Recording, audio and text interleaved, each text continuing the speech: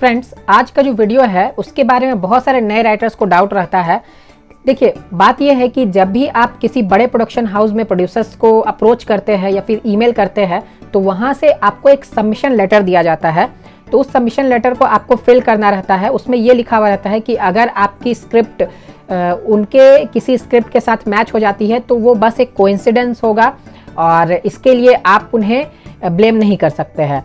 उसमें इसलिए ऐसा लिखा रहता है क्योंकि उनके पास बहुत सारे स्क्रिप्ट्स आते हैं और उन स्क्रिप्ट्स में से अगर मान लीजिए आपकी स्क्रिप्ट किसी दूसरे के स्क्रिप्ट के साथ मैच हो जाती है तो फिर वो लोग अगर उनकी स्क्रिप्ट पे फिल्म बनाते हैं तो आप उनको ब्लेम नहीं कर सकते। तो इसका फॉर्म जो है वो लोग पहले ही फिल करवा लेते हैं। इस पर मैंने भी वीडियो बनाया है, उस वीडियो का लिंक मैं आपको इस वीडियो के लास्ट में दे दूंगा, आप ज़रूर उसे देख लीजिएगा। तो यहाँ पर बात ये आ गई कि जब भी इस तरह का सिचुएशन होता है तब एक राइटर के दिमाग में ये आता है कि मैंने तो उन्हें स्क्रिप्ट भेज दिया है या वन लाइनर मैंने भेज दिया है, अब अगर वो उसे चोरी ही कर लेते हैं, वो उसे मान लीजिए कि वो जानबूझकर ही बोल देते हैं कि वो मैच हो गई किसी के हमारे स्क्रिप्ट के साथ, तो फिर आप तो कुछ नहीं कर पाएंगे। तो इसी टॉपिक पर आज का वीडियो है कि कैसे आप इस तरह का सिचुएशंस कैसे आ सकती है और आपको क्या करना चाहिए। तो देखते रहिए इस वीडियो को पूरा लास्ट तक। चलिए शुरू करते हैं आज का वीडियो। हाय फ्रेंड्स, मैं हूं आकाश रजक और आप देख रहे हैं आरएस फिल्म्स प्रोडक्शंस। फ्रेंड्स, अगर आप हमारे चैनल पर नए हैं तो इसे सब्सक्राइब जरूर कर लीजिए और मुझे इंस्टाग्राम पर फॉलो कीजिए। इंस्टाग्राम पर मैं शॉर्ट वीडियोस डालता रहता हूं जो फिल्म मेकिंग से रिलेटेड होती है। इंस्टाग्राम पर फॉलो करने के लिए लिंक आपको इस वीडियो के डिस्क्रिप्शन बॉक्स में मिल जाएगी। तो फ्रेंड्स, अगर आपके साथ भी कुछ इस तरह का सिचुएशन होता है या फिर अगर आपके मन में भी ये डाउट है तो देखिए, इसका आंसर मैं आपको ये बता रहा हूँ कि अगर आप किसी छोटे लेवल के प्रोड्यूसर के पास अप्रोच करते हैं, यानी आप बहुत बड़े बजट के फिल्में बनाने वाले प्रोड्यूसर के पास नहीं जा करके आप छोटे लेवल के प्रोड्यूसर के पास अप्रोच करते हैं या फिर एवरेज लेवल के प्रोड्यूसर के पास आप अप्रोच करते हैं, तो वहाँ पर आपको कोई भी फॉर्म नहीं भरवाया जाता है। वहाँ पर डायरेक्टली वो आपसे मिलेंगे और आपकी स्क्रिप्ट को देखेंगे। हो सकता है आपके उनके मैनेजर्स मिले आपसे, लेकिन वो फॉर्म आपसे नहीं फिल करवाएंगे। वो डायरेक्टली आपसे मिलेंगे या फिर उनके मैनेजर्स आपसे मिलेंगे और वो डायरेक्टली आपकी स्क्रिप्ट सुनेंगे या फिर आप की वन लाइनर सुनेंगे या सिनॉप्सिस सुनेंगे। लेकिन ये जो सिचुएशन है कि जो फॉर्म फिलअप कराने वाली बात है, जो सबमिशन लेटर होता है वो फिलअप कराने वाली बात है, तो वो होते हैं बड़े प्रोडक्शन हाउसेस के लिए जो 100 करोड़ 150 करोड़ 80 करोड़ 90 करोड़ में फिल्में बनाते हैं, उनके लिए ये बातें हैं। तो उनके लिए ये चीज़ें हैं। तो यहाँ पर मैं आपको एक बात कहना चाहता हूँ कि अगर आपके मन में इस तरह का डाउट है कि कोई बड़े लेवल का प्रोड्यूसर जो है जो 80-90 करोड़ में फिल्में बना रहा है वो आपकी स्क्रिप्ट को चोरी कर लेगा, तो ऐसा होना लगभग इम्पॉसिबल है।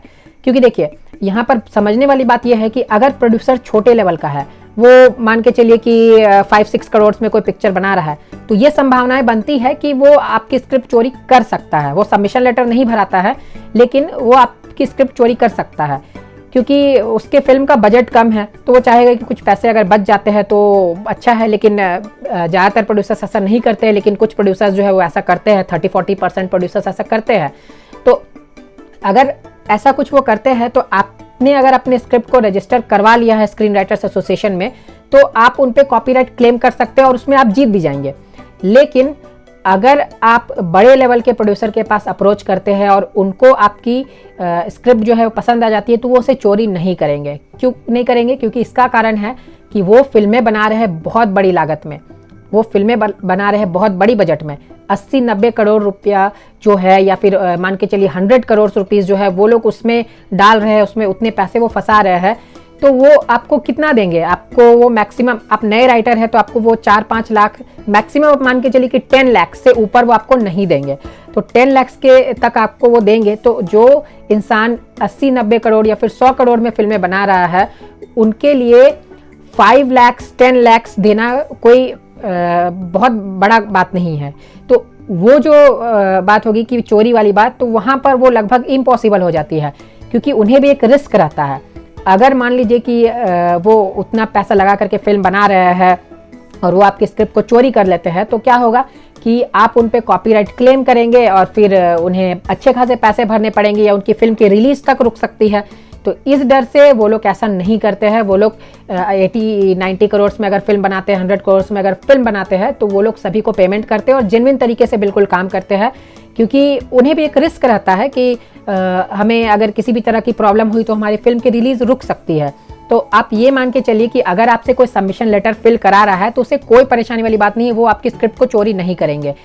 अगर बाय चांस आपकी स्क्रिप्ट जो है वो मैच हो जाती है किसी स्क्रिप्ट के साथ, तभी वो ऐसा करेंगे, वो उस पर बना लेंगे और आपको फिर उन पे आप कॉपीराइट क्लेम नहीं कर सकते क्योंकि उन्होंने सबमिशन लेटर भराया है। लेकिन आप मान के चलिए कि 99.99% केसेस में ऐसा नहीं होगा। और जहाँ तक बात रही स्क्रिप्ट की चोरी की, तो उतने बड़े बजट की फिल्में जो बनाएंगे वो चोरी नहीं करेंगे।